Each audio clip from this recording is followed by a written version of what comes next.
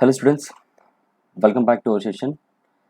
And ఈరోజు మనకి మేజర్గా ఉండేటువంటి న్యూస్ పేపర్లో న్యూస్ని బేస్ చేసుకొని మనకి ఎగ్జామినేషన్ పాయింట్ ఆఫ్ వ్యూలో కొన్ని ఇంపార్టెంట్ కరెంట్ అఫైర్స్ ఏంటంటే మనం ఈరోజు డిస్కస్ చేసుకుందాం. సో ఇందులో ఉండేటువంటి ద ఫస్ట్ న్యూస్ ఏంటంటే PM announces tax payer charter. So already నిన్న మనం క్లాస్లో డిస్కస్ చేసుకున్నాం అన్నమాట. సో మన ఆనరబుల్ ప్రైమ్ మినిస్టర్ గారు ఏంటంటే మనకి transparent taxation honouring the honest అనేటువంటి ఒక ప్లాట్ఫామ్ని ఈయన లాంచ్ చేయడం అనేది జరిగిందన్నమాట. సో యాక్చువల్గా ఈ transparent taxation honouring the honest platform అనేది దేనికి సంబంధించిందని చెప్పేసి అంటే జనరల్గా మనం పే చేసేటువంటి ఆల్ టైప్స్ ఆఫ్ ట్యాక్సెస్ ఉంటాయి కదా, ఈ ట్యాక్సెస్ అన్నింటినీ కూడా ఏంటంటే కంప్లీట్గా డిజిటల్ మోడ్ చేస్తున్నారు అనమాట. సో అంటే ట్యాక్స్ ఇష్యూస్ అన్నింటినీ కూడా డిజిటల్ మోడ్లోనికి కన్వర్ట్ చేయడం కోసం మనకి గవర్నమెంట్ ఆఫ్ ఇండియా లాంచ్ చేసినటువంటి ఆ అఫీషియల్ ప్లాట్ఫామ్ ఏంటంటే transparent taxation honouring the honest platform అన్నమాట. సో అయితే ఈ ప్లాట్ఫామ్లో జనరల్గా మనకి ఒక మేజర్గా 3 ఇష్యూస్ వీళ్ళు ఏంటంటే ఫైండ్ అవుట్ చేశారన్నమాట. ఇవి important. The one is faceless assessment, and second one is faceless appraisal, and third one is tax payer charter అనమాట. సో ఇందులో ఫస్ట్ వన్ ఏంటంటే ఫేస్లెస్ అసెస్మెంట్ అని చెప్పేసి ఉంటుంది. ఫేస్లెస్ అసెస్మెంట్ అంటే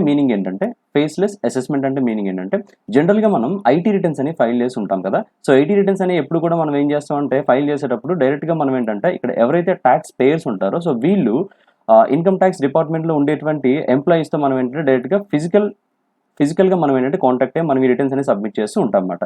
సో మనకి ఈ faceless assessment point of view ఏంటంటే ఇక మీద మనం ఐటీ రిటర్న్స్ ఫైల్ చేసేటప్పుడు ఏంటంటే డైరెక్ట్గా మనకి ఏంటంటే ఫేస్ టు ఫేస్ కమ్యూనికేషన్ కాకుండా మొత్తం అంతా కూడా మనకి ఆన్లైన్ సబ్మిషన్ అనేది వచ్చిందన్నమాట. సో ఈ పర్టికులర్ ఇష్యూని మనం దేనిగా చెప్తూ ఉంటాం అంటే ఫేస్లెస్ అసెస్మెంట్గా చెప్తూ ఉంటాం అన్నమాట. అండ్ సెకండ్ వన్ చూసుకుంటే కనుక ట్యాక్స్ పేయర్స్ చార్టర్ అని చెప్పేసి ఉందన్నమాట. ఈ ట్యాక్స్ పేయర్స్ చార్టర్ అనేది ఏంటంటే జనరల్గా మనము యాజ్ యూజువల్గా గవర్నమెంట్ ఆఫ్ ఇండియాకి ఏంటంటే మనం చాలా రకాల ట్యాక్సెస్ అనేవి పే చేస్తూ ఉంటాం అన్నమాట. ఈ ట్యాక్సెస్ పే చేసేటప్పుడు కొంతమంది చాలా ఎక్కువ అమౌంట్స్ అనేవి పే చేయొచ్చు, కొంతమంది తక్కువ అమౌంట్స్ అనేవి పే చేయొచ్చు. అలాగే వేరియస్ సోర్సెస్ ఆఫ్ ఇన్కమ్ని బేస్ చేసుకొని మనం ఏం చేస్తామంటే ఈ ట్యాక్సెస్ మనం పే చేస్తూ ఉంటాం అన్నమాట. సో ఏంటంటే ఇక్కడ ఎవరైతే ఈ ట్యాక్స్ పేయర్స్ ఉంటారో ఈ ట్యాక్స్ పేయర్స్ తాలూకా ఇన్కమ్ ట్యాక్స్ డీటెయిల్స్ని ఆ ఇన్కమ్ ట్యాక్స్ డిపార్ట్మెంట్ వాళ్ళు ఏంటంటే వేరే ఎవరికి కూడా ఏంటంటే డిస్క్లోజ్ చేయకుండా మ్యాటర్స్ అన్నట్లీ కూడా వాళ్ళు ఏం చేస్తారంటే కాన్ఫిడెన్స్గా ఉంచుతూ ఉంటారు అన్నమాట. కాన్ఫిడెన్సెస్ అని అట్లాగే సెక్యూరిటీస్ అని మెయింటైన్ చేస్తూ ఉంటారు అన్నమాట. సో దీన్ని మనం ఏం చెప్తామంటే మనం ట్యాక్స్ పేయర్స్ చార్టర్ కింద చెప్తూ ఉంటాం అన్నమాట. సో అయితే ఇక్కడ మనకు ఉండేటువంటి ఈ ఫేస్లెస్ అసెస్మెంట్ అండ్ అలాగే ట్యాక్స్ చార్టర్స్ని నిన్నటి నుంచి మనకి గవర్నమెంట్ ఆఫ్ ఇండియా వాళ్ళు ఏంటంటే ఇంప్లిమెంట్ అనేది చేయడం మొదలు పెట్టారన్నమాట. August 13 అనమాట. ఓకేనండి. సో గుర్తుపెట్టుకోండి faceless assessment and tax payers charters అని ఏంటంటే నిన్నటి నుంచి మనకి ఇంప్లిమెంట్ చేయడం అనేది మొదలు పెట్టారన్నమాట. సో ఇది మీరు ఇక్కడ అబ్జర్వ్ చేయొచ్చు. Faceless assessment and tax payers charter came in to enforce on Thursday itself. So Thursday meaning ఏంటి? సో ఆ డేట్ ఏంటంటే మనకి August 13 అనమాట. సో ఇకపోతే ద లాస్ట్ వన్ ఏంటంటే ఫేస్లెస్ అప్పీల్ అనమాట. Faceless appeal. So here this board indicates appeal అంటే meaning ఏంటంటే జనరల్గా మనం ట్యాక్స్ పే చేసేటప్పుడు మనకి ఏమన్నా కొన్ని డిస్ప్యూట్స్ ఏమన్నా ఉన్నాయనుకోండి, ట్యాక్స్కి రిలవెంట్గా కొన్ని ఏమైనా డిస్ప్యూట్స్ కనుకుంటే కనుక సో ఇట్లాంటివి మనం ఏంటంటే సాల్వ్ చేసుకోవడం కోసం జనరల్గా మనం ఏం చేస్తామంటే మనం కొన్ని క్వెరీస్ అనేవి రైజ్ చేస్తాం అన్నమాట ఇన్కమ్ ట్యాక్స్ డిపార్ట్మెంట్కి అనమాట. సో ఇలాంటి క్వెరీస్ కూడా మనం రైజ్ చేసేటప్పుడు జనరల్గా ఇందులో కూడా ఏంటంటే మనం డైరెక్ట్గా ఒకప్పుడైతే మనకి ఏంటంటే డైరెక్ట్గా మనం ఏంటంటే కమ్యూనికేట్ అవుతూ ఉండేవాళ్ళం అనమాట. సో ఇప్పుడు ఇలాంటి ఈ ట్యాక్స్కి సంబంధించిన డిస్ప్యూట్స్ని కూడా మనం సెటిల్ చేసుకోవడం కోసం ఏంటంటే దీన్ని కూడా ఏంటంటే ఆన్లైన్లోనే మనం ఏంటంటే సెటిల్మెంట్స్ అనేది చేసుకోవచ్చు అనమాట. Online settlement. ఇంకా సింపుల్గా చెప్పాలంటే ఇది ఒక రిడ్రెసల్ ఫోరం అనమాట. ఓకే, రిడ్రెసల్ ఫోరం అనమాట. సో మనకి ఏమైనా గ్రీవెన్సెస్ ఉంటే కనుక సో అట్లాంటి వాటిని మనం సెటిల్ చేసుకునే ఫార్మ్ని రిడ్రెసల్ ఫార్మ్గా చెప్తూ ఉంటాము. సో ఈ ట్యాక్స్ పేయర్ చార్టర్ని అయితే మనకి ఎప్పటి నుంచి దీన్ని ఇంప్లిమెంట్ చేస్తున్నారంటే September 25th నుంచి చేస్తున్నారు అనమాట. Why September 25th? సో ఎందుకు September 25th వీళ్ళు సెలెక్ట్ చేసుకోవడానికి గల కారణం ఏంటని చెప్పేసి అంటే the day birth anniversary of the Deen Dayal Upadhyay. So ఇది ఒక ఇంపార్టెంట్ పాయింట్ గుర్తుపెట్టుకోండి. ఓకేనండి. సో ఇందులో ఉండేటువంటి 3 ఇష్యూస్ ఏంటంటే ఒకటి ఫేస్లెస్ అసెస్మెంట్ అండ్ అలాగే ట్యాక్స్ పేయర్ చార్టర్. ఈ రెండు అయితే మనకి August 13 నుంచి ఇంప్లిమెంట్ చేస్తున్నాము. అండ్ అలాగే ఫేస్లెస్ అప్పీల్ అయితే మాత్రం ఏంటంటే మనకి September 25th నుంచి చేస్తున్నాము on the birth anniversary of Deen Dayal Upadhyay అన్నమాట. సో అయితే సమ్ మోర్ ఇంపార్టెంట్ పాయింట్స్ ఏంటంటే మనము ఇందులో ఈ ఫేస్లెస్ అప్పీల్ గురించి డిస్కస్ చేద్దాము. జస్ట్ ఒకసారి చూడండి.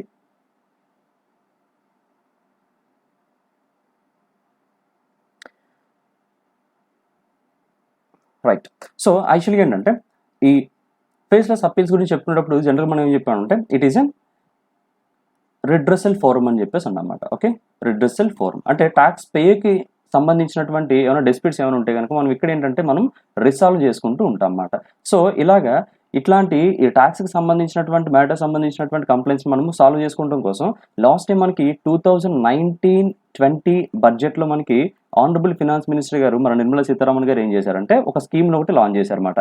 ఆ స్కీము ఫుల్ ఫామ్ ఏంటంటే ఆ స్కీమ్ ఏంటంటే చూడండి, వివాద్ సే విశ్వాస్ అని చెప్పేసి అంటాం అన్నమాట. వివాద్ సే విశ్వాస్ అనేది ఏంటంటే మనకి జనరల్గా it's a tax disputes settlement forum మాట ఇది.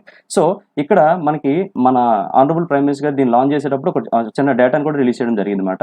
ఓవరాల్గా ఫ్రమ్ 2019-20 నుంచి స్టిల్ నిన్నటి వరకు కూడా టోటల్గా వీళ్ళకి ఎన్ని కేసెస్ అనేవి మనకి ఏంటంటే ఇందులో మనకి రిజిస్టర్ అయినాయని చెప్పేసి అంటే 4.8 lakh కేసెస్ అనేవి మనకి రిజిస్టర్ అయినాయంట. సో ఇందులో వీళ్ళు సెటిల్ చేసినటువంటి కేసెస్ ఏంటంటే చెప్పేసి అంటే 3 lakh గా మనం చెప్పుకుంటూ ఉంటాం అన్నమాట. ఈ టోటల్ 4.8 lakh కేసెస్ తాలూకా టోటల్ ఇన్వాల్వ్మెంట్ అమౌంట్ ఎంత ఉందని చెప్పేసి అంటే మనకి టోటల్గా 9 lakh crore ఉందట. ఓకే అండి, రైట్. ఒకసారి ఈ స్కీమ్ గురించి ఒక చిన్న డీటెయిల్స్ అయినా మనం చూసుకుందాము. జనరల్గా ట్యాక్స్కి సంబంధించినటువంటి డిస్ప్యూట్స్ ఎట్లా ఉంటాయని చెప్తే అంటే for example let's take an example. ఇప్పుడు ఫర్ ఎగ్జాంపుల్ నేను అనమాట. సో నేను ఈ ఫినాన్షియల్ ఇయర్కి సంబంధించి ఒక 2 lakh rupees ఏంటంటే నేను ఐటీ రిటర్న్స్ అనేవి ఇన్కమ్ ట్యాక్స్ అనేది నేను పే చేయాల్సి ఉంటుంది అనమాట. సో ఈ 2 lakh ఐటీ రిటర్న్స్ ఏంటంటే క్రియేట్ చేసేసి 2 lakh అమౌంట్ అని నేను ఐటీ డిపార్ట్మెంట్కి ఏంటంటే నేను పే చేశాను. సో తర్వాత వాళ్ళు వెరిఫై చేసుకున్న తర్వాత ఏంటంటే మేబీ నేను కట్టినటువంటి అమౌంట్ సరిపోవచ్చు, లేదని చెప్పేసి అంటే ఎక్సెస్ ఉండొచ్చు, లేదని చెప్పేసి అంటే తక్కువగా ఉండొచ్చు అనమాట. సో మళ్ళీ వాళ్ళు ఏంటంటే ఇంకొకసారి ఇన్వెస్టిగేట్ చేసిన తర్వాత ఏంటంటే ఎక్కువైతే కనుక అమౌంట్ ఏంటంటే నెక్స్ట్ మనం రిటర్న్స్ ఫైల్ చేసేటప్పుడు మళ్ళీ మనకి గెట్ బ్యాక్ చేస్తూ ఉంటారు. తక్కువైతే మనం రిమైనింగ్ అమౌంట్ అనేది మనం కట్టాల్సి ఉంటుంది అనమాట. యాక్చువల్గా ఈక్వల్గా ఉంటే కనుక ఏ ప్రాబ్లం అనేది ఉండదు అనమాట. సో ఇలాగ కొన్ని ఏంటంటే సివియర్ అవుతూ ఉంటాయి అన్నమాట. ఇట్లా సివియర్ అయ్యేటప్పుడు అలాంటి ఇష్యూస్ని కూడా మనం ఏంటంటే ఈ ప్లాట్ఫామ్ ద్వారా మనం ఏంటంటే సాల్వ్ చేసుకోవచ్చు. అండ్ వన్ మోర్ థింగ్ ఏంటంటే చాలా మంది ఏంటంటే ట్యాక్సెస్ కట్టకుండా ఏంటంటే పెండింగ్లో ఉంచేస్తూ ఉంటారు అనమాట. సో ఇలాంటి పెండింగ్లో ఉండేటువంటి ఈ డ్యూస్ని కూడా ఏంటంటే మనకి ఈ స్కీమ్ ద్వారా ఏంటంటే మనం కట్టేట్టుగా చేస్తూ ఉంటారు అనమాట. సో అయితే ఏవైతే ఇక్కడ డ్యూస్ కింద ఉన్నాయో ఇట్లాంటి ట్యాక్సెస్ కట్టని వాళ్ళందరికీ కూడా ఈ స్కీమ్ అండర్లో మన గవర్నమెంట్ ఆఫ్ ఇండియా వాళ్ళు ఏం చేస్తారని చెప్పేసి అంటే జనరల్గా ఒక పర్టికులర్ పాయింట్ ఆఫ్ టైంలో మనం ట్యాక్స్ కట్టలేదు అనుకోండి, సో దాని మీద ఏంటంటే కొన్ని ఛార్జెస్ అనేవి ఉంటాయి అన్నమాట. అండ్ అలాగే దాని మీద కొన్ని పెనాల్టీస్ కూడా ఉంటూ ఉంటాయి అన్నమాట. సో ఈ ఛార్జెస్ అండ్ అలాగే పెనాల్టీస్ని రెండింటిని కూడా కలిపి కట్టాల్సి ఉంటుంది అనమాట. సో అయితే ఈ పర్టికులర్ స్కీమ్లో మనకి లాస్ట్ టైం ఇచ్చినట్టు ఒక ప్రపోజల్ ఏంటంటే సో ఎవరైతే ట్యాక్స్ డ్యూస్ పే చేయకుండా ఉండిపోతారో సో అట్లాంటి వాళ్ళందరూ కూడా ఈ ఇయర్ March 31st 2020లోగా ఎవరైతే కనుక ఆ టోటల్ పెండింగ్ అమౌంట్ క్లియర్ చేస్తారో సో వాళ్ళు ఓన్లీ ఆ ట్యాక్స్ మాత్రం పే చేస్తే సరిపోతుంది. వాళ్ళు ఏంటంటే ఎట్లాంటి ఎక్స్ట్రా ఛార్జెస్ కానీ పెనాల్టీస్ కానీ ఏమీ పే చేయాల్సిన అవసరం లేదని చెప్పేసి లాస్ట్ టైం ఏంటి గవర్నమెంట్ ఆఫ్ ఇండియా వాళ్ళు మనకు ఒక రివైవల్ చేయడం జరిగింది అనమాట. సో అయితే ఒకవేళ ఎవరైనా క్యాండిడేట్ March 31st నుంచి అంటే March 31st లోగా కట్టేస్తే ప్రాబ్లం ఏమీ లేదు. ఒక March 31st 2020 గడిచిన తర్వాత కనుక ఇంకెవరైనా అమౌంట్ కట్టారనుకోండి సో వాళ్ళకైతే కనుక మనకి June 30, 2020లోగా సో March 31st నుంచి June 30, 2020లోగా ఈ మధ్యలో ఎవరైతే పే చేస్తారో సో వీళ్ళకి ఇక్కడ ఎక్స్ట్రా బెనిఫిట్స్ ఏమీ ఉండవు అన్నమాట. సో జనరల్గా వాళ్ళు పే చేయాల్సినటువంటి ట్యాక్స్ అండ్ దీంతో పాటు కొంత అడిషనల్ అమౌంట్ కూడా పే చేయాల్సి ఉంటుంది అనమాట. సో ఈ రెండింటిని కూడా మనకి June 30 లాస్ట్ డేట్ కింద మనకి ఫైనలైజ్ చేశారు. సో అయితే మెజారిటీ ఆఫ్ ఎక్స్పర్ట్స్ ఏమని చెప్పి అంటున్నారంటే సో ఇక్కడ ఇచ్చినటువంటి ఈ డెడ్ లైన్ ఇంకా మనకి ఏంటంటే ఈ ఇయర్ December 31st వరకు కూడా మనకి ఏంటంటే ఎక్స్టెన్షన్ చేసేటువంటి ఒక ఇష్యూ అనేది కనిపిస్తూ ఉంది. ఒకవేళ ఇట్లా కనుక చేస్తే కనుక మేబీ దాని మీద కూడా ఏంటంటే చూడండి ఇక్కడ ఇంక్లూడింగ్ సమ్ ఇంట్రెస్ట్లు కానీ అలాగే పెనాల్టీ వేవర్స్ కానీ ఇవన్నీ కూడా ఉంటూ ఉంటాయి అన్నమాట. సో మేబీ ఈ ఫ్యూచర్లో ఏంటంటే ఇప్పుడు పాండమిక్ ఉంది కాబట్టి ఇవి ఏంటంటే వేవ్డ్ ఆఫ్ చేయొచ్చు లేదా అలా కంటిన్యూ ఉండొచ్చు అనమాట. సో ఓవరాల్గా దీన్ని కనుక December 31st వరకు కనుక కంటిన్యూ చేస్తే గవర్నమెంట్ ఆఫ్ ఇండియాకి ఇంకా మనకి ఎంతవరకు అమౌంట్ వస్తుందని చెప్పేసి అంటే అప్రాక్సిమేట్లీ 1 lakh crore వరకు ఏంటంటే ఎక్స్ట్రా అమౌంట్ అనేది జనరేట్ అవుతుందని చెప్పేసి మెజారిటీ ఆఫ్ ఎక్స్పర్ట్స్ ఏంటంటే దీనిపైన ఒక ఒపీనియన్ అనేది తీసుకొచ్చారు అన్నమాట. సో ఓకేనండి, సో ఇవి ఏంటంటే మనకి రీసెంట్గా మనకు సంబంధించిన ట్యాక్స్ ఇష్యూస్. అండ్ అలాగే సింపుల్గా చెప్పాలంటే ఓవరాల్గా మన ఇండియన్ పాపులేషన్ చూసుకుంటే కనుక 130 crores ఉంది. So out of 130 crores as per the data ప్రకారం ఏంటంటే ఎగ్జాక్ట్గా ట్యాక్స్ పే చేసేటువంటి క్యాండిడేట్స్ ఎంతమంది ఉన్నారంటే ఓన్లీ 1.5 crore మెంబర్స్ మాత్రమే ఉన్నారన్నమాట. ఓకే అండి, సో ఇదంతా మనకి ఏంటి ఫినాన్స్ మినిస్ట్రీ వాళ్ళు అఫీషియల్గా రిలీజ్ చేసినటువంటి ఒక డేటా.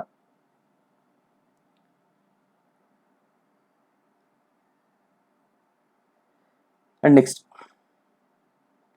సో ఆర్బీఐ వాళ్ళు రీసెంట్గా ఏం చేశారంటే కార్పొరేట్ గవర్నెన్స్ నామ్స్ని స్ట్రిక్ట్ చేశారన్నమాట. అయితే ఈ కార్పొరేట్ గవర్నెన్స్ నామ్స్ అనేవి ఎవరికి సంబంధించిన అని చెప్పేసి అంటే CICs అని చెప్పేసి పిలుస్తూ ఉంటాం అన్నమాట. ఓకే అండి, CIC ఫుల్ ఫామ్ ఏంటంటే ఇట్స్ వెరీ ఇంపార్టెంట్, గుర్తుపెట్టుకోండి.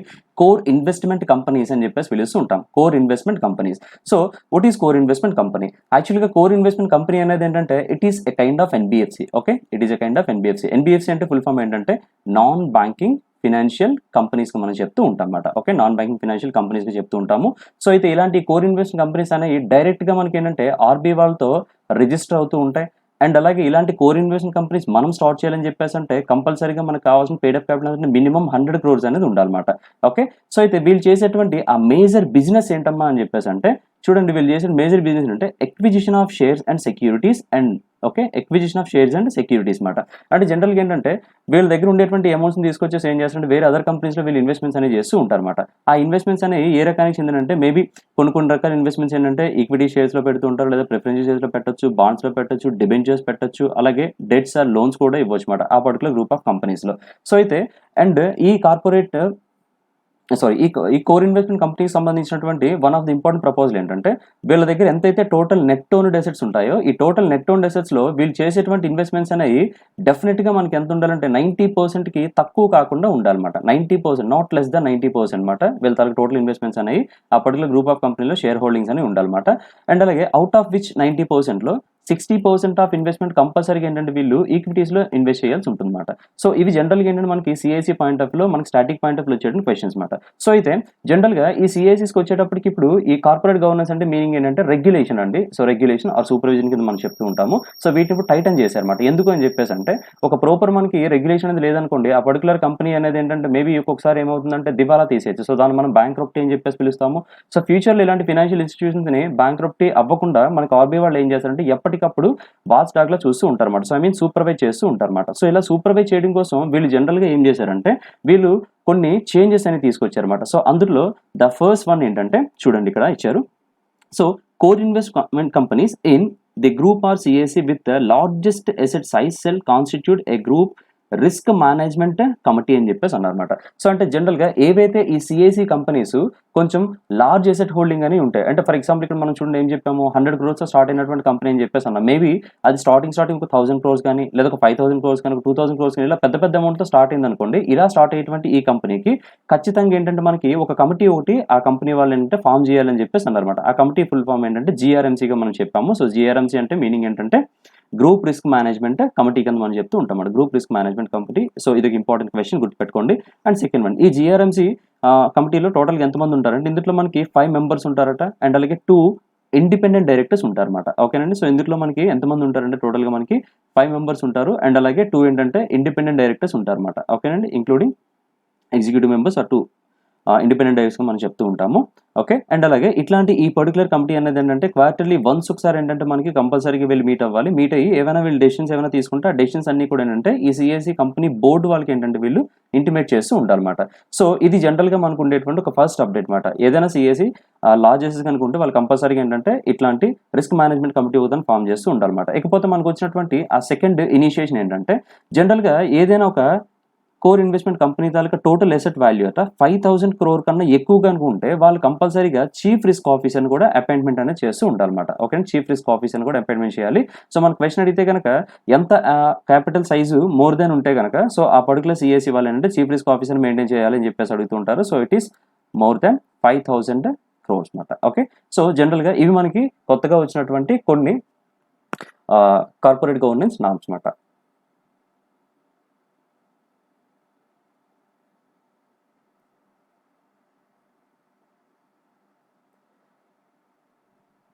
Next one inflation accelerates to 6.93%. So అయితే జనరల్గా ఈ రోజు మనకు వచ్చినట్టు ఈ ఆర్టికల్ ఏంటంటే యాక్చువల్గా ఇది మనకి రిటైల్ ఇన్ఫ్లేషన్ సంబంధించిన అనమాట. సో అయితే యాక్చువల్గా what is inflation? So inflation అంటే ఏంటంటే సింపుల్గా చెప్పాలంటే కనుక దీనికి 3 రకాలుగా మనం డెఫినేషన్ చెప్తూ ఉంటాము. సో ఒకటి ఏంటంటే devaluation of currency. Okay. Devaluation of currency ఎప్పుడైనా సరే మనం ఫాలో అయ్యేటువంటి కరెన్సీ ఉంటుంది కదా, ఈ కరెన్సీ వాల్యూ అనేది పడిపోతూ ఉంటుంది అనమాట. కొన్ని ఎకనామిక్ కండిషన్స్ వల్ల కావచ్చు, లేకపోతే కొన్ని అదర్ ఎకనామిక్ యాక్టివిటీస్ వల్ల కావచ్చు. సో ఆ చేంజెస్ ఏదైనా సరే మనకి ఏంటంటే ఎప్పుడన్నా మన హోమ్ కరెన్సీ వాల్యూ కనుక పడిపోతుంది అనుకోండి, సో అప్పుడు ఆ స్టేజ్ని ఏమైనా పిలుస్తుంటాం మనం ఇన్ఫ్లేషన్గా చెప్తూ ఉంటాము. అండ్ 2 ఎప్పుడైతే మనకి ఇలాంటి హోమ్ కరెన్సీ వాల్యూస్ అనేవి పడిపోతున్నాయో గవర్నమెంట్ ఆఫ్ ఇండియా వాళ్ళు ఏం చేస్తారని చెప్పేసి అంటే ఈ పడిపోయినటువంటి కరెన్సీ వాల్యూని జనరల్గా అప్రిషియేట్ చేయడం కోసం వీళ్ళు కొన్ని ఇన్ఫ్లేషనరీ యాక్షన్స్ అనేవి చేస్తూ ఉంటారన్నమాట. యాక్టివిటీస్ అనేవి చేస్తూ ఉంటారన్నమాట. ఆ యాక్టివిటీస్ ఏం చేస్తారంటే జనరల్గా మనకు మార్కెట్లో ఎక్కువగా పీపుల్ అందరూ కూడా ఎట్లాంటి కమోడిటీస్ని అయితే బాగా పర్చేజ్ చేస్తూ ఉంటారు, రెగ్యులర్గా పర్చేజ్ చేస్తూ ఉంటాము. ఇలాంటి కమోడిటీ కమోడిటీస్ తాలూకా ప్రైసెస్ ఉంటాయి కదండి, ఈ ప్రైసెస్ని వీళ్ళు ఏం చేస్తారంటే హైక్ చేస్తూ ఉంటారన్నమాట. సో కాబట్టి ఈ సిచ్యువేషన్ కూడా మనం ఏమని పిలుస్తామంటే ఇన్ఫ్లేషన్ అని చెప్పేసి అంటాం. తెలుగులో చెప్పాలంటే నిత్యావసరాల ధరల పెరుగుదలను కూడా ఏమని పిలుస్తామంటే మనం ఇన్ఫ్లేషన్ అని చెప్పేసి పిలుస్తూ ఉంటాం అన్నమాట. అండ్ థర్డ్ పాయింట్ ఏంటంటే, థర్డ్ డెఫినేషన్ ఏంటంటే, జనరల్గా చూడండి మార్కెట్లో ఇప్పుడు అనుకున్న మనం ఒక పర్టికులర్ రేట్ అని చెప్పేసి మనం కొనుక్కుందాం అని చెప్పేసి అనుకుంటాం, బట్ అవి ఒక పర్టికులర్ పాయింట్ ఆఫ్ టైం వరకు ఏంటంటే చాలా ఎక్కువ రేట్ అయిపోతూ ఉంటాయి అన్నమాట. మరి రేట్స్ పెరిగేటప్పుడు మనం జనరల్గా కొనేటువంటి కెపాసిటీ ఉంటుంది కదా, సో దాన్ని ఏమంటామంటే పర్చేజింగ్ పవర్ ప్యారిటీ అంటాము. ఈ పర్చేజింగ్ పవర్ ప్యారిటీ అనేది ఏమవుతుంది, తగ్గిపోతూ ఉంటుంది అన్నమాట. అంటే రేట్లు పెరిగేటప్పుడు జనరల్గా మనం కొనేటువంటి క్యాపబిలిటీ మనం తగ్గిపోతుంది. సో కాబట్టి దీన్ని కూడా మనం ఏమంటామంటే ఇన్ఫ్లేషన్ అని చెప్పేసి పిలుస్తూ ఉంటాం అన్నమాట. సో ఇన్ఫ్లేషన్ అనేది ఏంటంటే ఇటు కరెన్సీ వాల్యూలో చెప్పొచ్చు, లేదంటే కమోడిటీస్ బేస్లో చెప్పొచ్చు, లేదంటే పర్చేసింగ్ పవర్టీ బేస్లో కూడా చెప్పొచ్చు అనమాట. ఈ మనకి 3 ఇంపార్టెంట్ డెఫినేషన్స్ కూడా గుర్తుపెట్టుకోండి. సో అయితే ఇలాంటి ఇన్ఫ్లేషన్స్ అనేవి మనం జనరల్గా ఏంటంటే 2 రకాలుగా చెప్తాము. అంటే బేస్డ్ ఆన్ మెజర్మెంట్ ప్రకారం 2గా చెప్తాము. ఒకటి రిటైల్ ఇన్ఫ్లేషన్ అంటాము, రెండోది అంటే కోర్ ఇన్ఫ్లేషన్ అని చెప్పేసి పిలుస్తూ ఉంటాం అన్నమాట. Okay, so first core inflation అంటే ఏంటో చూడండి. సో కోర్ ఇన్ఫ్లేషన్ అంటే మీనింగ్ ఏంటంటే జనరల్గా మార్కెట్లో ఉండేటువంటి గూడ్స్ అండ్ సర్వీసెస్ తాలూకా కాస్ట్ పెరిగిపోవటం వల్ల వచ్చేటువంటి ఇన్ఫ్లేషన్ ఏమని పిలుస్తామంటే మనం కోర్ ఇన్ఫ్లేషన్ అని చెప్పేసి పిలుస్తూ ఉంటాం అన్నమాట. ఓకే, సో మార్కెట్లో ఉండేటువంటి గూడ్స్ అండ్ సర్వీసెస్ తాలూకా cost, not price, cost. Okay, గుర్తుపెట్టుకోండి. సో కాస్ట్ వేరు, ప్రైస్ వేరు కదా. సో ఈ కాస్ట్ పెరిగిపోవడం వల్ల వచ్చేటువంటి ఇన్ఫ్లేషన్ ఏమని పిలుస్తాం అంటే మనం కోర్ ఇన్ఫ్లేషన్ అని చెప్పేసి పిలుస్తుంటాము. అయితే ఈ కోర్ ఇన్ఫ్లేషన్లో ఎక్స్క్లూడింగ్ ఒక 2 సెక్టర్స్ అంటే ఎక్స్క్లూడ్ చేయాలన్నమాట. సో ఒకటి ఏంటంటే food sector and second one అంటే ఎనర్జీ సెక్టర్ అనమాట. సో ఈ కండిషన్ అనేది ఏంటంటే ఈ 2 సెక్టర్స్ అనేది అప్లై అవ్వదు అనమాట. సో ఇలాగా ఒక పర్టికులర్ టైంలో గూడ్స్ అండ్ సర్వీసెస్ తాలూకా కాస్ట్ పెరిగిపోవడం వల్ల వచ్చేటువంటి ఆ ఇన్ఫ్లేషన్ ఏమని పిలుస్తామంటే మనం కోర్ ఇన్ఫ్లేషన్ అని చెప్పేసి అంటాం. సో కాస్ట్ అనేది ఎట్లా పెరుగుతుందని చెప్పేసి అంటే బేసిక్గా ఒక ప్రోడక్ట్ని మనం మ్యానుఫ్యాక్చర్ చేయడం కోసం జనరల్గా కొన్ని రా మెటీరియల్స్ని వాడుతూ ఉంటాం కదా. ఈ రా మెటీరియల్స్ కాస్ట్ కానీ పెరిగిపోయింది అనుకోండి, ఆటోమేటిక్గా గూడ్ తాలూకా వాల్యూ అనేది ఏమంటే పెరిగిపోతూ ఉంటుంది అనమాట. సో ఇట్లాగా ఈ రా మెటీరియల్స్ కాస్ట్ వల్ల పెరిగిపోవడం వల్ల మనకి ప్రైసెస్లో వేరియేషన్ వస్తే కనుక అప్పుడు అట్లాంటి దాన్ని ఏమంటామంటే మనం కోర్ ఇన్ఫ్లేషన్ అని చెప్పేసి పిలుస్తూ ఉంటాం అన్నమాట.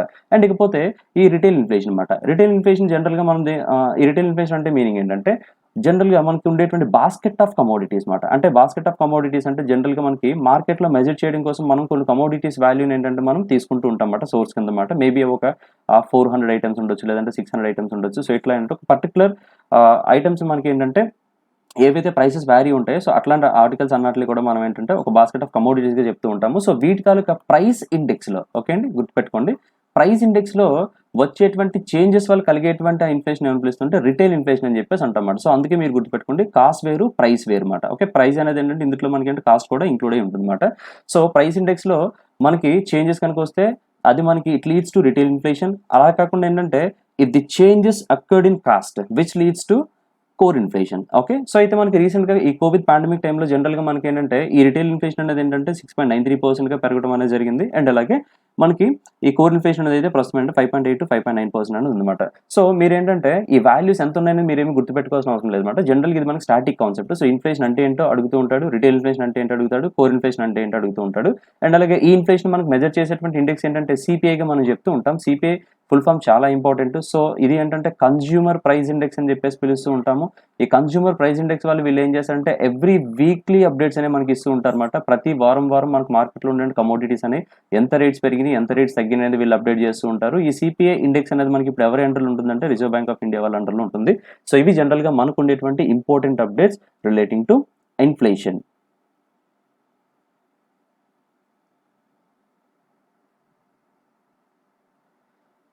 అండ్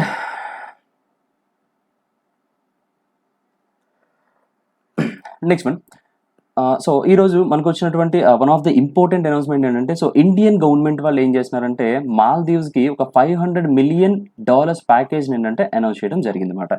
ఓకే అండి, సో మనకి డైరెక్ట్ క్వశ్చన్స్ అనేవి వస్తూ ఉంటుందన్నమాట. సో ఇండియన్ గవర్నమెంట్ ఏ కంట్రీకి $500 million ప్యాకేజ్ ఆఫర్ చేశారంటే so the answer is Maldives, లేదా ఇండియన్ గవర్నమెంట్ మాల్దీవ్స్కి ఇన్ఫ్రాస్ట్రక్చర్ ప్రాజెక్ట్ అనమాట. ఓకే అండి, సో ఇక్కడ మనము డిస్కస్ చేద్దాం. సో జిఎంసిపి ప్రాజెక్ట్ బేస్లో ఎంత అమౌంట్ ఆఫర్ చేశారని చెప్పేసి మనకి అంటే అమౌంట్ బేస్లో కూడా అడగచ్చు. So the answer is $500 million package అనమాట. సో అయితే యాక్చువల్గా చూద్దాము. సో జిఎంసిపి ప్రాజెక్ట్ అంటే జనరల్గా what is the full form GMCP అంటే కనుక చూడండి, so greater Male connectivity project అనమాట. Okay, so greater Male connectivity project ఇదేంటంటే ఈ మాల్దీవ్స్లో ఉండేటువంటి, మాల్దీవ్స్ అనేది మనకి ఐలాండ్ నేషన్ కదండి. సో ఈ మాల్దీవ్స్ మాల్దీవ్స్ కంట్రీలోనే ఇది ఒక ప్రెస్టేజ్ ప్రాజెక్ట్ కింద నేను చెప్తూ ఉంటాం. చాలా పెద్ద ప్రాజెక్ట్ మాట. ఈ ప్రాజెక్ట్ అంతా కంప్లీట్ అవ్వడానికి చాలా అమౌంట్ అనేది పడుతుంది. సో ప్రీవియస్‌గా అయితే మనం ఒక $800 మిలియన్ అని ఆఫర్ చేసాము. అండ్ ఈసారి ఏంటంటే మనకు ఓవరాల్‌గా మనకు $500 మిలియన్ ప్యాకేజ్ అనేది ఆఫర్ చేయబోతున్నాము. సో అయితే ఇందులో మనకి స్టార్టింగ్ పాయింట్ ఆఫ్ అడిగేసిన క్వెషన్ ఏంటంటే ఒకసారి చూద్దాము. ఈ 500 మిలియన్ ప్యాకేజ్‌ని మన ఇండియన్ గవర్నమెంట్ ఏంటంటే 2 స్టేజ్‌లో ఆఫర్ చేస్తుంది. ఒకటేంటంటే $100 మిలియన్ ఏంటంటే వెంటనే ఇవ్వడానికి రెడీగా చేసుకున్నారు. అండ్ అలాగే ద రెస్ట్ ఆఫ్ $400 మిలియన్ ఏదైతే అమౌంట్ ఉందో సో ఈ అమౌంట్‌ని ఎల్ఓసి ప్రాసెస్‌లో ఆఫర్ చేద్దాం అని చెప్పేసి అన్నారు. So LOC it is a very important terminology in banking sector. So LOC full form ఏంటంటే లైన్ ఆఫ్ క్రెడిట్‌గా మనం చెప్తూ ఉంటాము. సో లైన్ ఆఫ్ క్రెడిట్ అంటే మీనింగ్ ఏంటంటే సింపుల్ ఇందులో ఒక కీవర్డ్ ఉంది గుర్తుపెట్టుకోండి. సో క్రెడిట్ అంటే మీనింగ్ ఏంటంటే అప్పుగా చెప్తూ ఉంటాము. సో డెట్ లైన్ అనేది ఏంటంటే ఒక పర్టికులర్ స్టేజెస్‌లో మనం ఆఫర్ చేస్తూ ఉంటాం అన్నమాట. అంటే మనం ఎవరికైనా శాంక్షన్ చేసినటువంటి టోటల్ డెట్‌ని ఒకేసారి ఇవ్వకుండా కొన్ని స్టేజెస్ వైస్‌గా గనుక మనం ఇస్తూ వెళ్తూ ఉంటే దాన్ని ఏమంటారంటే లైన్ ఆఫ్ క్రెడిట్ అని చెప్పేసి పిలుస్తూ ఉంటాం అన్నమాట. ఓకే. సో అది ఎన్ని స్టేజెస్ అనేది దేనిపైన డిపెండ్ అవుతుందని అంటే అక్కడ మనకి లెండర్‌కి అండ్ అలాగే బారోయర్‌కి జరిగినటువంటి అగ్రీమెంట్‌ని బేస్ చేసుకొని ఉంటుందన్నమాట. సో ఓవరాల్‌గా మనము ఈ $400 మిలియన్ కూడా ఏంటంటే మనం కొన్ని సర్టెన్ స్టేజెస్‌లో మనం దీన్ని ఆఫర్ చేస్తూ ఉంటాము. ఎప్పుడైతే దీని తాలూకా టోటల్ లిమిట్ అనేది అయిపోతుందో అగైన్ వాళ్ళు రీపే చేయాల్సి ఉంటుంది. అది రీపే చేస్తే మళ్ళీ ఇదేంటంటే మనం ఎక్స్టెన్షన్ కూడా చేసేటువంటి వీలు అనేది ఉంటుందన్నమాట. ఓకే అండి. సో ఇది మనకి కరెంట్ అఫైర్స్ పాయింట్లో వచ్చేటువంటి క్వశ్చన్స్. అండ్ అలాగే స్టాటిక్ పాయింట్ ఆఫ్ లో కనుక ఏమైనా క్వశ్చన్ చూస్తే కనుక సో మాల్దీవ్స్ తాలూకా క్యాపిటల్ అడుగుతూ ఉంటాడు. So already we discuss the previous videos. The capital is Male. And currency అడగొచ్చు. సో కరెన్సీ ఏంటంటే Maldivian rufiyaa. Okay right. So ఇవి ఏంటంటే మనకి స్టాటిక్ పాయింట్ ఆఫ్ లో వచ్చేటువంటి questions.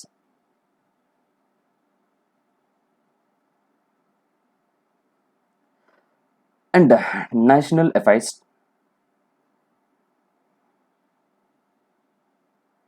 National affairs right. So national affairs విషయానికి వచ్చేటప్పుడు జనరల్గా ఏంటంటే మనకి కేరళలో రీసెంట్గా మనకి ఎయిర్ ఇండియా ఫ్లైట్ అనేది క్రాష్ అయింది కదా. So Air India flight crash అవ్వడానికి గల రీజన్స్ ఏంటి, అట్లాంటి వాటిని ఎంక్వైరీ చేయడం కోసం గవర్నమెంట్ ఆఫ్ ఇండియా వాళ్ళు ఏం చేశారని చెప్పేసి అంటే మనకు ఒక ఇన్వెస్ట్మెంట్ బాడీని ఒకదాన్ని ఇన్వెస్టిగేటింగ్ బాడీని ఒకదాన్ని అంటే ఫామ్ చేశారన్నమాట. సో అదేంటంటే చూడండి ఇక్కడ ఏఏఐబి అని చెప్పేసి ఉంది కదా. So air craft accident investigation bureau అని చెప్పేసి పిలుస్తూ ఉంటాము. సో అక్కడ ఆ ఫ్లైట్ క్రాష్ అవడానికి గల రీజన్స్ ఏంటి అనేది వీళ్ళు ఏంటంటే మనకు కొంచెం డీప్గా వీళ్ళు ఏంటంటే అనాలిసిస్ చేసి ఆ రిపోర్ట్స్ అని గవర్నమెంట్ ఆఫ్ ఇండియా వాళ్ళకి సబ్మిట్ చేస్తారు. సో అయితే ఈ పర్టికులర్ కమిటీకి హెడ్ ఎవరని చెప్పేసి అంటే కనుక ఎస్ఎస్ చాహర్ అనమాట. సో మనకి ఈ పాయింట్ ఆఫ్ లో అడిగేసిన క్వశ్చన్ ఏమన్నా ఉందంటే ఇది ఒక్క క్వశ్చన్ మాత్రం అడుగుతూ ఉంటారు అనమాట. సో రీసెంట్గా కేరళలో జరిగినటువంటి ఎయిర్ ఇండియా ఫ్లైట్ తాలూకా క్రాష్ సంబంధించి గవర్నమెంట్ ఆఫ్ ఇండియా వాళ్ళు వేసినటువంటి ఆ ఏఏఐబి కమిటీకి హెడ్ ఎవరని చెప్పేసి అంటే కనుక ఎస్ఎస్ చాహర్ అని చెప్పేసి చెప్తూ ఉంటాము.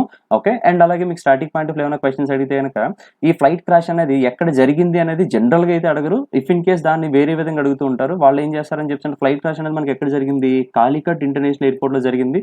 సో ఇది ఏ స్టేట్ లో ఉందని చెప్పేసి అడుగుతూ ఉంటారు. So which is in Kerala. Okay. And అలాగే ఇంకా some of other static questions కనుక మనం చూసుకుంటే కనుక ఈ కేరళ స్టేట్ ప్రజెంట్ ఇప్పుడు సీఎం ఎవరని చెప్పేసి అంటే మనకి Pinarayi Vijayan. Okay. And present governor ఎవరని చెప్పేసి అంటే కనుక Arif Mohammad Khan. Okay clear right. So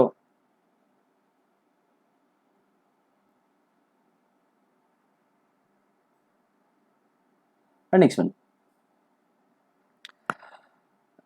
very important article. అయితే ఇది జనరల్గా ఏంటంటే మనకి బ్యాంకింగ్ పాయింట్ ఆఫ్ లో ఏంటంటే అదర్ స్టేట్ గవర్నమెంట్ అయితే గ్రూప్స్ ఎగ్జామ్స్కి ఏంటంటే ఇది ఎక్కువగా అడిగే ఛాన్సెస్ ఎక్కువగా ఉంటాయి. సో మనకైతే ఫండమెంటల్ క్వశ్చన్ అడుగుతుంటాడు. సో ఆ క్వశ్చన్ ఏంటంటే చూద్దాము. సో అరుణాచల్ ప్రదేశ్ స్టేట్ వాళ్ళు ఏం చేస్తున్నారంటే వాళ్ళ స్టేట్లో ఉండేటువంటి కొన్ని డిస్ట్రిక్ట్స్ని ఏం చేస్తున్నారంటే 6th షెడ్యూల్ స్టేటస్ కిందకి తీసుకొద్దామని చెప్పేసి వీళ్ళు ఏంటంటే యాజిటేట్ చేస్తూ ఉన్నారన్నమాట. సో అయితే జనరల్గా మనము ఈ 6th షెడ్యూల్ స్టేటస్ ఏంటంటే చూద్దాము. సో బేసిక్గా మనకి ఇండియన్ కాన్స్టిట్యూషన్ ఉంటుంది కదా. సో ఇండియన్ కాన్స్టిట్యూషన్లో మనకి జనరల్గా 6th షెడ్యూల్ అనేది దేన్ని ఇండికేట్ చేస్తుందని చెప్పేసి అంటే అడ్మినిస్ట్రేషన్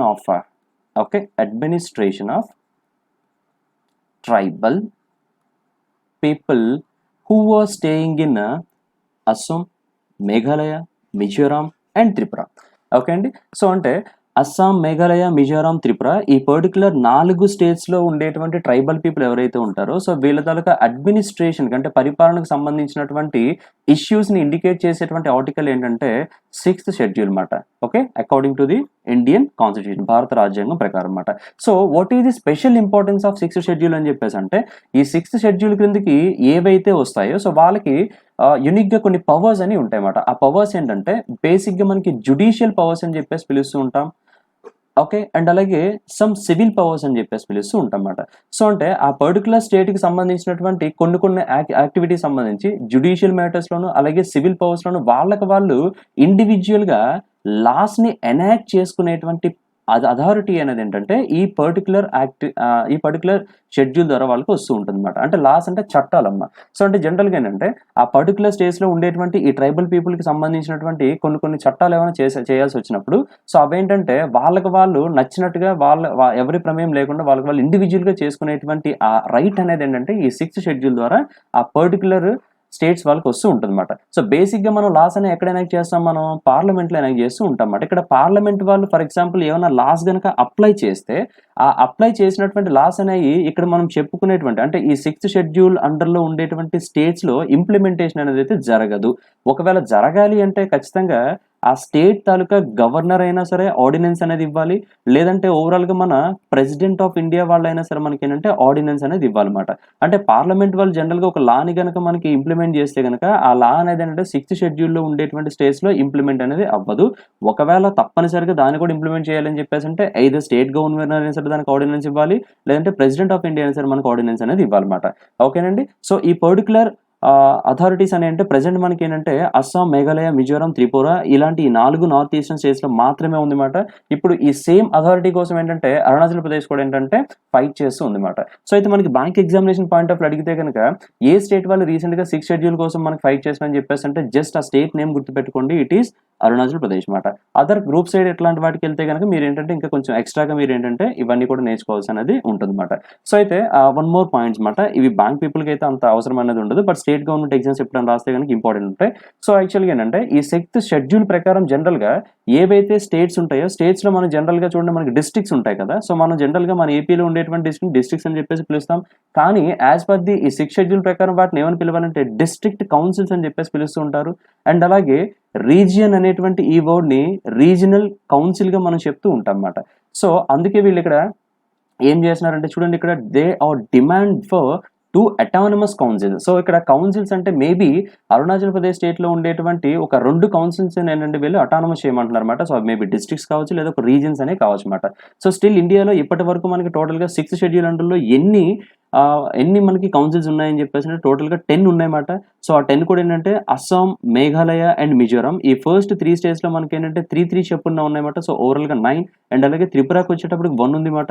సో, ఓవరాల్‌గా మనకేంటంటే ఇండియన్ ప్రెజెంట్ కంట్రీలో మనకేంటంటే 10 డిస్ట్రిక్ట్ కౌన్సిల్స్ అండ్ అలాగే రీజనల్ కౌన్సిల్స్ ఉన్నాయన్నమాట. సో, ఇప్పుడు ఈ 10కి ఒకవేళ గవర్నమెంట్ ఆఫ్ ఇండియా స్టేటస్ ఇస్తే గనక ఎక్స్‌ట్రా ఒక 2 అనేవి యాడ్ అవుతూ ఉంటాయన్నమాట. ఓకే. సో, మీకు అవి ఎన్ని ఏంటి అని చెప్పేసి బ్యాంక్ పాయింట్ ఆఫ్ వ్యూ అయితే మిమ్మల్ని ఏమి అడగరు. జస్ట్ ఆ స్టేట్ ఏంటని మాత్రం అడిగితే గనక so, that is Arunachal Pradesh.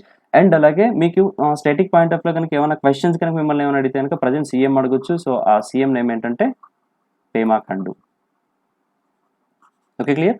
And the capital అయితే గనక మనకి ఈటానగర్.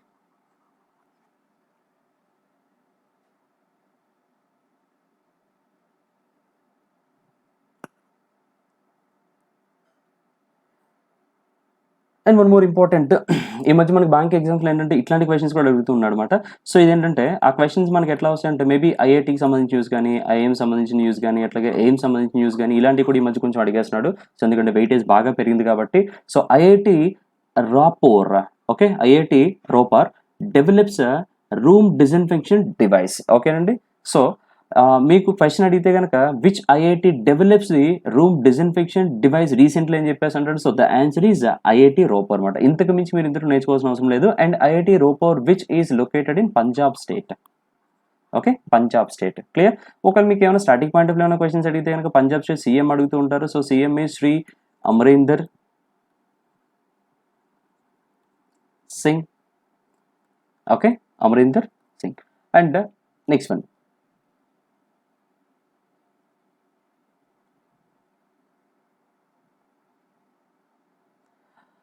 అండ్ నెక్స్ట్ టాపిక్ ఏంటంటే అబిచ్యురీస్. సో, ఈ అబిచ్యురీస్ చూసుకుంటే గనక one of the important obituary for all competitive exams. So, రీసెంట్‌గా ఏంటంటే మనకి చునకార రామన్ కుట్టి అనేటువంటి ఒక క్యాండిడేట్ ఏంటంటే రీసెంట్గా ఈయన చనిపోయారు అనమాట. సో ఈయన ఎవరు అని చెప్పేసి అంటే కనుక లిరిసిస్ట్గా మనం చెప్తూ ఉంటాము. సో లిరిసిస్ట్ మన లిరిక్స్ రాస్తూ ఉంటారు కదా మూవీస్లో. సో అది ఈయన చేసేటువంటి వర్క్ మాట. సో లిరిసిస్ట్ మాట. సో మీకు ఈ క్వశ్చన్ కనుక అడిగితే కనుక ఆల్రెడీ మనము ప్రీవియస్ వీడియోస్లో కూడా మనం చెప్పుకున్నాము. సో అదేంటని చెప్పేసి అంటే ద పాపులర్ పర్సన్ చునకర రామన్ కుట్టి has passed away. He is associated with which of the following sector అని చెప్పేసి అడుగుతాడు, లేదా ఫీల్డ్ అని చెప్పేసి అంటాడు. ద ఫీల్డ్ అయితే ఫిల్మ్ అండ్ ఇండస్ట్రీ. ఇలా కాకుండా డైరెక్ట్గా కనుక ఇచ్చేస్తే కనుక he is a famous lyricist అనమాట. సో ఇంతకు మించి మీరు ఏంటంటే ఇందులో చదువుకోవాల్సిన అవసరం అనేది ఏమీ లేదు. సో ఇట్లా మీకు స్టేట్స్ కానీ ఇట్లాంటివి కూడా ఏమీ అడగడు. సో అది కూడా మీరు గుర్తుపెట్టుకోవచ్చు.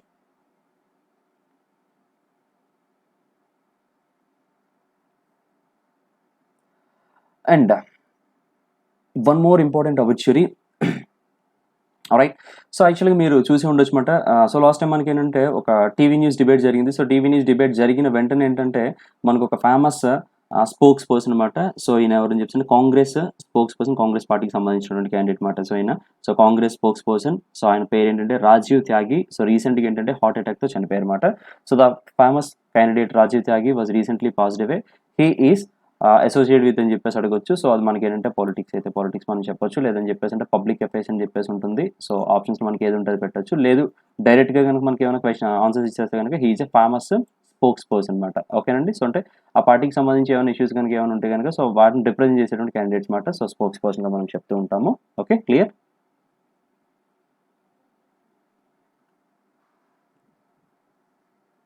And ministries news. అండ్ ఈ మినిస్ట్రీస్ న్యూస్లో మనకి ఈరోజు ఒక ఇంపార్టెంట్ అప్డేట్ అయితే రావడం జరిగింది. సో ఆ ఇంపార్టెంట్ అప్డేట్ ఏంటంటే సో మన honourable defence minister Shri Rajnath Singh గారు మనకేంటంటే ఒక ఆర్గనైజేషన్ ఒకదాన్ని లాంచ్ చేశారన్నమాట. సో ఆ ఆర్గనైజేషన్ నేమ్ ఏంటంటే NIIO. Okay, NIIO. So NIIO full form ఏంటంటే naval innovation and indigenisation organisation అనమాట. ఓకే అండి. So it stands for naval innovation and indigenisation organisation. So ఇది ఇండియన్ నేవీకి సంబంధించిన. సో నేవల్ ఇన్నోవేషన్, సో నేవీకి సంబంధించిన అంటే సింపుల్గా మీరు చెప్పేయచ్చు. సో నేవీకి సంబంధించినటువంటి కొన్ని కీ మ్యాటర్స్లో ఏంటంటే వీళ్ళు ఏంటంటే కొన్ని స్ట్రక్చరల్ చేంజెస్ అనేది మనం చేయడం అనేది జరుగుతూ ఉంటుంది. ఆ స్ట్రక్చరల్ చేంజెస్ అనేవి మేబీ కొన్ని ఏంటంటే టెక్నాలజీ పాయింట్ ఆఫ్ వ్యూ ఉంటాయి. సో కొన్ని ఏమో ఇన్నోవేటివ్ మేనర్లో చేస్తూ ఉన్నారన్నమాట.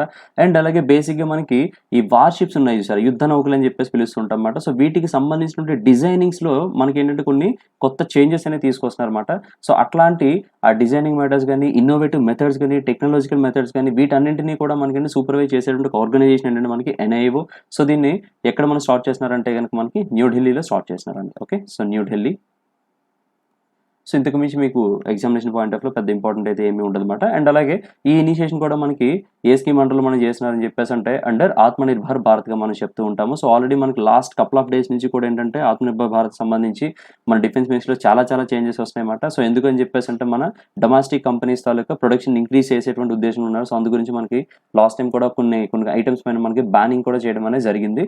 అండ్ మీకు అట్లాగే ఒకవేళ జనరల్గా మీకు స్టాటిక్ పాయింట్ ఆఫ్ ఏమైనా అడిగితే కనుక డిఫెన్స్ మినిస్టర్ ఎవరని చెప్పేసి అడుగుతారు. సో ఆయన ఏంటంటే ఆనరబుల్ రాజ్నాథ్ సింగ్. అండ్ ఈయన కాన్స్టిట్యుయెన్సీ కూడా ఒక్కొక్కసారి అడగొచ్చు అనమాట. సో ఈయన కాన్స్టిట్యుయెన్సీ అయితే కనుక మనకి Lucknow.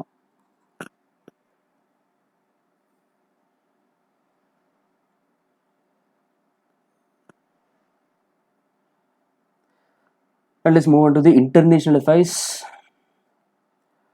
Right. So international affairs ఇది కూడా మీరు చాలా ఫ్రీక్వెంట్ అప్డేట్ వస్తుంది మనకి. So Lebanon parliament declares state of emergency in Beirut. So రీసెంట్గా మనకి లెబనాన్ లెబనాన్ కంట్రీ క్యాపిటల్ అయినటువంటి బీరెట్లో మనకి ఏంటంటే పోర్ట్లో ఒక పెద్ద మ్యాసివ్ ఎక్స్ప్లోజన్ అనేది ఒకటి జరిగింది.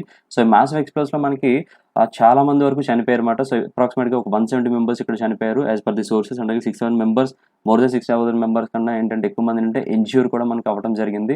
సో దీన్ని బేస్ చేసుకొని మనకి ఏంటంటే చాలా మంది ఏంటంటే యాజిటేట్ చేయడం అనేది మొదలు పెట్టారన్నమాట. సో యాజిటేషన్ చేయడం అంటే ఇది కంప్లీట్గా ఏంటంటే గవర్నమెంట్ తాలూకా ఇన్ఎఫిషియన్సీ కింద వాళ్ళు తీసుకొని సో దీన్ని యాజిటేట్ చేయడం మొదలు పెట్టారు.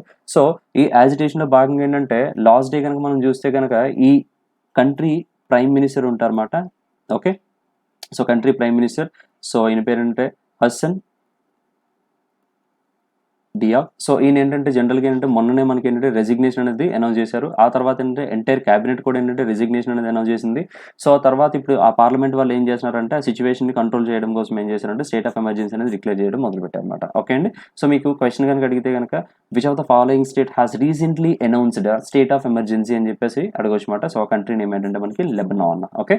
సో అట్లాగే మనకి స్టాటిక్ పాయింట్ ఆఫ్ ఏమైనా క్వశ్చన్స్ అడిగితే కనుక లెబనాన్ క్యాపిటల్ అడుగుతూ ఉంటాడు. So it is Beirut. And అలాగే కరెన్సీ అడిగాడు అనుకోండి. So that is Lebanese pound. Lebanese pound. It is the currency of Lebanon.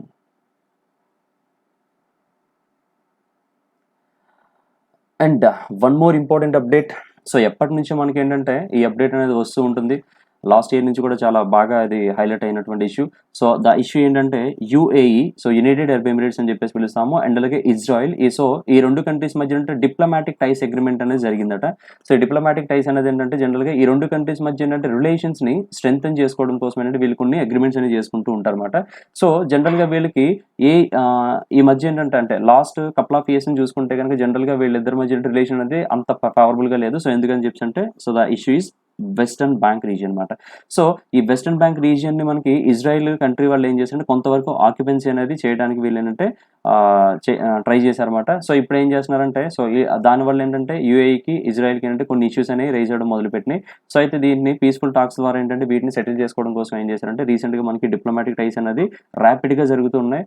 And రీసెంట్గా మనకు ఉండేటువంటి ఇక్కడ ఉండేటువంటి అఫీషియల్ సోర్స్ ప్రకారం ఏంటంటే ఇప్పుడు ఆ ఇజ్రాయిల్ వాళ్ళు ఏం చేస్తున్నారంటే ఏదైతే వెస్టర్న్ బ్యాంక్ రీజియన్ వీళ్ళు ఆక్యుపై చేసుకుందాం అని చెప్పేసి అనుకున్నారో సో దాన్ని ఏంటంటే ప్రస్తుతానికి ఏంటంటే బ్యాక్ అయ్యేటువంటి ఒక ఇదైతే అప్డేట్ అయితే మనకు ఉందన్నమాట. సో ఈ పాయింట్ ఆఫ్ లో మనకి ఏమన్నా కనుక స్టార్టింగ్ పాయింట్ ఆఫ్ లో ఏమైనా క్వశ్చన్స్ కనుక అడిగితే కనుక సో ప్రజెంట్ యూఏఈ, సో ఆ ప్రెసిడెంట్ ఎవరని చెప్పేసి అడుగుతూ ఉంటాడు. ఓకే అండి. సో యూఏఈ ప్రెసిడెంట్ అడుగుతూ ఉంటారు అనమాట. సో ఈయన పేరు ఏంటంటే Mohammed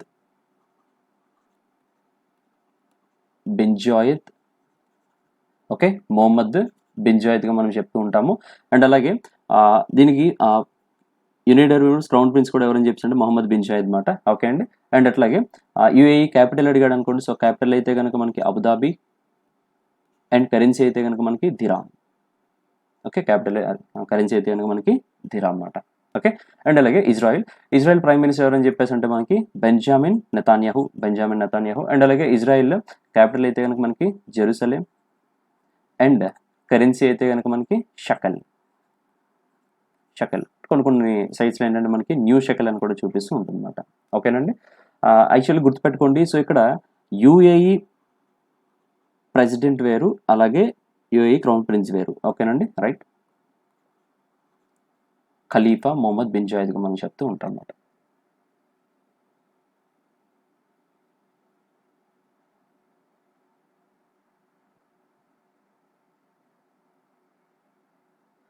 and next one persons in news or అపాయింట్మెంట్స్కి మనం చెప్పొచ్చు. సో రీసెంట్గా చూసుకుంటే కనుక ICRIR. So ICRIR full form ఏంటంటే మనకి జనరల్గా Indian council for research on international economic రిలేషన్స్గా మనం చెప్తూ ఉంటాము. సో ఇది ఒక ఎన్జిఓ. ఇంకా చెప్పాలని చెప్తుంటే it is a think tank. Okay, think tank. So non profit based organisation. So వీళ్ళు ఏం చేస్తారని చెప్పేసి అంటే ఎకానమిక్ పాలసీస్ని డెవలప్ చేస్తూ ఉంటారండి. ఎకానమిక్ పాలసీని డెవలప్ చేసేటువంటి ఒక థింక్ ట్యాంక్ ఆర్గనైజేషన్ ఏంటంటే మనకి సో ఇక్రియార్గా చెప్తూ ఉంటాము. సో ఈ ఇక్రియార్ అనేది మనకి ఎక్కడ ఉందని చెప్పేసి అంటే it is located in New Delhi. And దీనికి రీసెంట్గా కొత్తగా మనకి ఒక చైర్మన్ని అనౌన్స్ చేయడం జరిగింది. సో ఆ రీసెంట్గా అపాయింట్ అయినటువంటి ఆ కొత్త చైర్మన్ ఎవరని చెప్పేసి మనకి ప్రమోద్ బాసిన్ అనమాట. ఓకే, సో ఈయన ఎక్కడి నుంచో రాలేదు. అదే ఇక్రియార్లో ఏంటంటే మనకి గవర్నర్స్ బోర్డ్కి వైస్ చైర్మన్గా ఏంటంటే ప్రస్తుతం ఏంటంటే మనకి ఈయన డ్యూటీస్ అనేవి ఏంటంటే చేస్తున్నారు అనమాట. సో ప్రజెంట్ ఇప్పుడు ఏంటంటే ప్రమోటెడ్గా ఎట్లా అయ్యారని చెప్పేసి అంటే అదే ఇక్రియార్కి ఏంటంటే కొత్తగా అపాయింట్ అయినటువంటి చైర్మన్ ఎవరంటే ప్రమోద్ బాసిన్. సో ఇంతకు మించి మీరు ఇందులో ఎక్కువగా నేర్చుకోవాల్సిన అవసరం అనేది ఏమీ లేదు. And next one, so it's one of the important question and అలాగే చాలా ఇంపార్టెంట్ అప్డేట్ కూడా మనకి. సో మనకి ఏంటంటే వరల్డ్లో ఉండేటువంటి వన్ ఆఫ్ ద ఫేమస్ మ్యాగజైన్స్లో చూసుకుంటే కనుక ఇదొకటి ఫోర్బ్స్ అని చెప్పేసి పిలుస్తాము. అట్లాగే మనకి ఫార్చ్యూన్ మ్యాగజైన్స్ అని చెప్పేసి కూడా పిలుస్తూ ఉంటాము. సో, ఇలా మనకి చాలా చాలా అప్డేట్స్ అనేవి వస్తూ ఉంటాయి. సో, అయితే ఈ ఫోర్బ్స్ మ్యాగజైన్ వాళ్ళు ఏం చేస్తారంటే ఎవ్రీ ఇయర్ కూడా మనకేంటంటే ఇన్‌ఫ్లుయెన్షియల్ లిస్ట్ అని చెప్పేసి, విమెన్స్ లిస్ట్ అని, అలాగే మెన్స్ లిస్ట్ అని చెప్పేసి ఇట్లా కొన్ని సర్వేస్ అనేవి చేస్తూ ఉంటారన్నమాట. అండ్ రీసెంట్‌గా వీళ్ళు రిలీజ్ చేసినటువంటి సర్వే ఏంటంటే హైయెస్ట్ పెయిడ్ యాక్టర్స్ మాట. 2020 ఇయర్‌కి సంబంధించి ఏంటంటే హైయెస్ట్ పెయిడ్ యాక్టర్స్ తాలూకా క్యాండిడేట్స్ లిస్ట్‌ని ఏంటంటే ఈ ఫోర్బ్స్ మ్యాగజైన్ వాళ్ళు రిలీజ్ చేయడం జరిగిందన్నమాట. So, as per the list ప్రకారం చూసుకుంటే గనక వరల్డ్‌లో ఏంటంటే మనకి హైయెస్ట్ పెయిడ్ యాక్టర్స్‌లో టాప్ పొజిషన్‌లో ఉండే క్యాండిడేట్ ఎవరని చెప్పేసంటే సో, ఈయనండి. సో, ఈయన పేరంటే డ్వాన్ జాన్సన్‌గా మనం చెప్తూ ఉంటాము. So, Dwayne Johnson. ఈయనైతే ఇదివరకైతే గనక మనకి రెగ్యులర్‌గా చెప్పేవారన్నమాట. సో, ఈయనైతే ఇదివరకు ఏంటంటే రెగ్యులర్‌గా ఉండేవారు. సో, ఇప్పుడేంటంటే తర్వాత మూవీ స్టార్ కింద ఈయన తన ప్యాషన్ ఏంటంటే మార్చుకోవడం జరిగింది. సో, ఈయనేంటంటే టోటల్ ఫోర్బ్స్ మ్యాగజైన్ రిలీజ్ చేసినటువంటి the highest paid actors of 2020 లిస్ట్‌లో ఫస్ట్ ప్లేస్‌లో ఉండేటువంటి ఆ క్యాండిడేట్ ఎవరని చెప్పేసంటే మనకి సో, డ్వైన్ జాన్సన్ అన్నమాట. సో, అయితే వీళ్ళు రిలీజ్ చేసినటువంటి ఈ లిస్ట్‌లో జనరల్‌గా చూసుకుంటే గనక మన ఇండియా నుంచి అయితే గనక ఒకే ఒక క్యాండిడేట్ ఉన్నారన్నమాట. సో, ఈయన ఎవరంటే మన అక్షయ్ కుమార్ గారన్నమాట. సో, ఈయన కరెంట్ నంబర్ అయితే గనక ఈ ఎంటైర్ లిస్ట్‌లో ఏంటంటే సిక్స్త్ అన్నమాట. ఓకేనండి. సిక్స్త్. సో, ఇది జనరల్‌గా వీటికి సంబంధించిన అప్డేట్ మాట. సో, మీరు జనరల్‌గా ఏంటంటే మన ఇండియన్ పాయింట్ ఆఫ్ వ్యూలో చూసుకుంటే గనక మనకి ఈయన ఇంపార్టెంట్ మాట. సో, ఇది ఒకటి గుర్తుపెట్టుకోండి. So, which of the celebrity was placed in Forbes magazine highest paid actors of 2020 list అని చెప్పేసంటే so, the answer is Akshay Kumar అనమాట. వెరీ రేర్ కేసులో ఏంటంటే ఫస్ట్ పర్సన్ గురించి అడుగుతూ ఉంటారన్నమాట. సో, ఆ ఫస్ట్ పర్సన్ గురించి ఒకవేళ అడిగితే గనక సో, క్యాండిడేట్ ఎవరంటే మనకి డ్వైన్ జాన్సన్ అనమాట.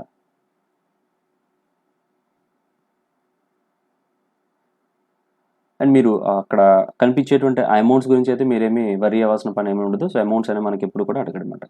అండ్ అలాగే finally the books and authors. So, మనకి రీసెంట్ ఎగ్జామ్స్‌లో మనకి చాలా ఇంపార్టెంట్. ఏదైనా ఒక కొత్త బుక్ వచ్చిందంటే గనుక మేబీ బుక్ నేమ్ ఇచ్చేసి దాన్ని ఎవరు రాసారని చెప్పేసి అడగొచ్చు. లేదా క్యాండిడేట్ నేమ్ ఇచ్చేసి ఆ బుక్ పేరేంటని చెప్పేసి అడగొచ్చు. సో, ఇక్కడ మనకి చూసినాం. సో, ఇక్కడ ఉండేటువంటి కనిపించే క్యాండిడేట్ ఎవరంటే దలాలెమ్మా గారు. సో, ఈయనేంటంటే రీసెంట్‌గా మనకి క్లైమాట్ చేంజ్‌ని బేస్ చేసుకొని ఈయన అండ్ అలాగే ఒక జర్మనీ ఎన్విరాన్మెంటల్ జర్నలిస్ట్ అయినటువంటి ఫ్రాంజ్ ఎల్ట్ మాట. సో, వీళ్ళిద్దరు ఒపీనియన్ బేసిస్‌తో ఏంటంటే మనకు ఒక బుక్ అయితే లాంచ్ చేయడం జరిగింది. సో, ఆ బుక్ నేమ్ ఏంటంటే our only home a climate appeal to the world. Okay అండి. సో, బుక్ అనేది చాలా ఇంపార్టెంట్ గుర్తుపెట్టుకోండి. So, our only home a climate appeal to the world. Okay. Released by ఎవరని చెప్పేసంటే సో, దలై లామా గారు.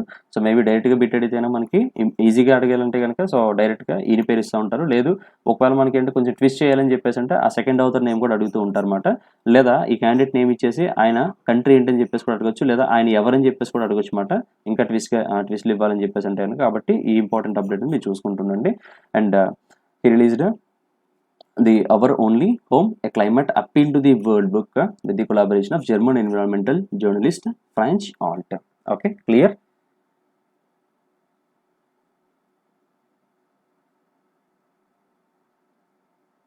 And the next one, summits. సమ్మిట్స్‌కి వచ్చేటప్పటికి ఇప్పుడు జనరల్‌గా చూస్తే గనుక మన డ్యూ టు కోవిడ్ పాండమిక్ వల్ల ఏంటంటే మనకి జనరల్‌గా మన ఇండియాలో గాని లేకపోతే వేరే ఇంటర్నేషనల్ సమ్మిట్స్ గాని ఎక్కడ ఏం జరిగినా సరే మొత్తం అన్నీ కూడా మనకి ఇప్పుడేంటి వర్చువల్ బేసిస్‌లోనే జరుగుతూ ఉన్నాయన్నమాట. వర్చువల్ సమ్మిట్స్ అనేవి జరుగుతూ ఉన్నాయి.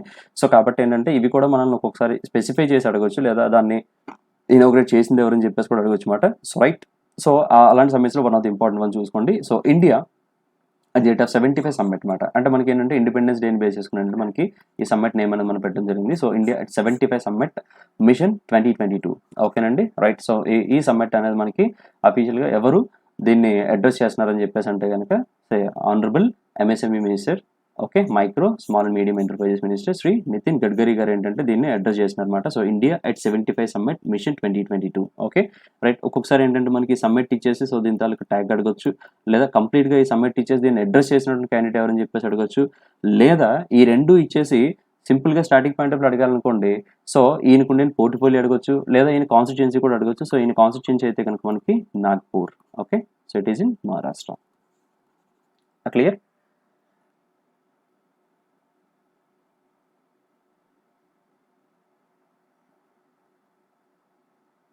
అండ్ ఇంకొక స్లైడ్ ఒకటి అది చిన్న ఎస్కేప్ అయింది. సో, ఆ అప్డేట్ కూడా ఒకసారి చూసేసుకోండి ఒకసారి.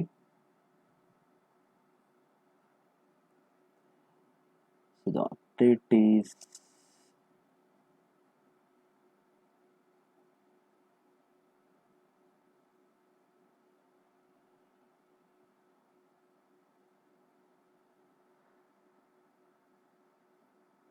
రైట్. ఇదొక అప్డేట్ ఒకటి మిస్ అయింది.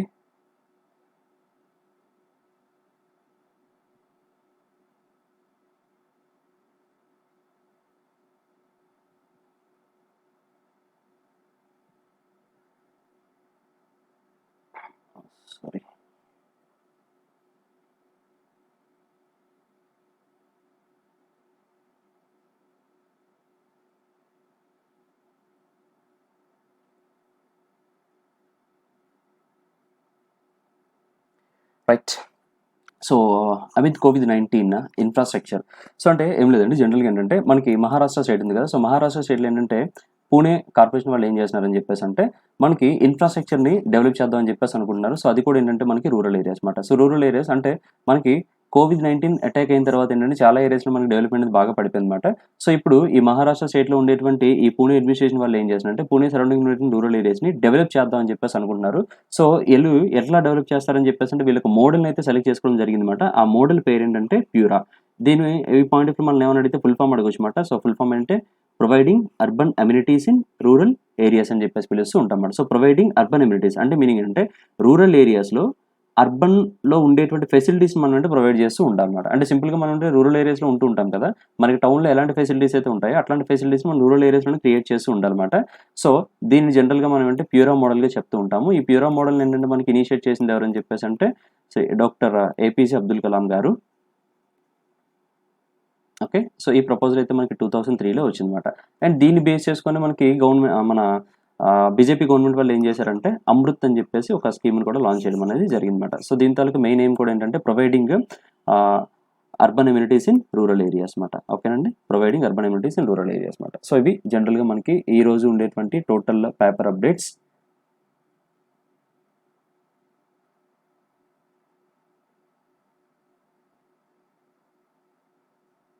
ఓకే. Thank you.